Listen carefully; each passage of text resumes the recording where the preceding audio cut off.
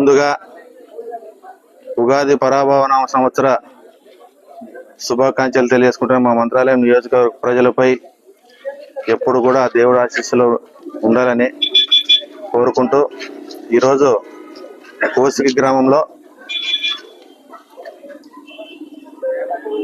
మహాత్మా గాంధీ జాతీయ ఉపాధి హామీ పథకం కింద ₹1 కోటి కూడా ఈ రెండు వైపుల డ్రైనేజీకి కోసిగి మెయిన్ రోడ్డు రెండు వైపుల డ్రైనేజీ కూడా భూమి పూజ చేయడం జరిగింది.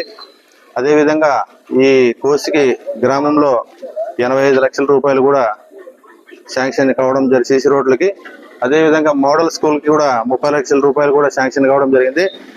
మొత్తం ₹2,15 లక్షల కూడా ఈరోజు కోసిగి గ్రామంలో భూమి పూజ చేయడం జరిగింది.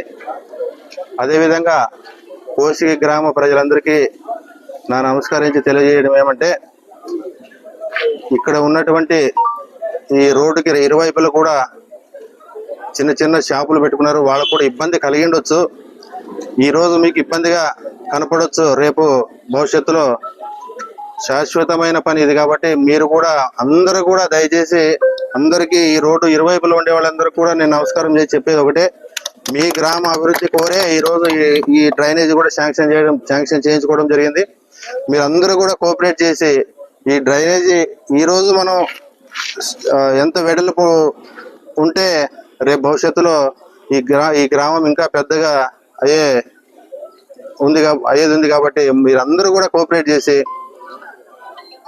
ఈ రోడ్డుకి డ్రైనేజీకి ఏదైతే అడ్డొస్తుందో అవన్నీ కూడా మీరు స్వయంగా తొలగించుకుంటే అందరికీ భవిష్యత్తులో బాగా ఉంటుందని చెప్పి తెలియజేసుకుంటున్నా. త్వరలోనే అన్న క్యాంటీన్ కూడా రెడీ అవుతుంది. ఆ త్వరలోనే అది కూడా ప్రారంభోత్సవం పెట్టుకుంటాము. అదేవిధంగా కోసిగికి ఏం కావాలన్నా అన్ని విధాలుగా కూటమి ప్రభుత్వం ముఖ్యమంత్రి గారి ఆశీస్సులతో నేను ఖచ్చితంగా మీకు సహాయ సహకారాలు అందిస్తానని చెప్పి తెలియజేసుకుంటూ ఈ అవకాశం ఇచ్చిన ప్రతి ఒక్కరికి నా ధన్యవాదాలు తెలుసుకుంటూ సెలవు తీసుకుంటాను.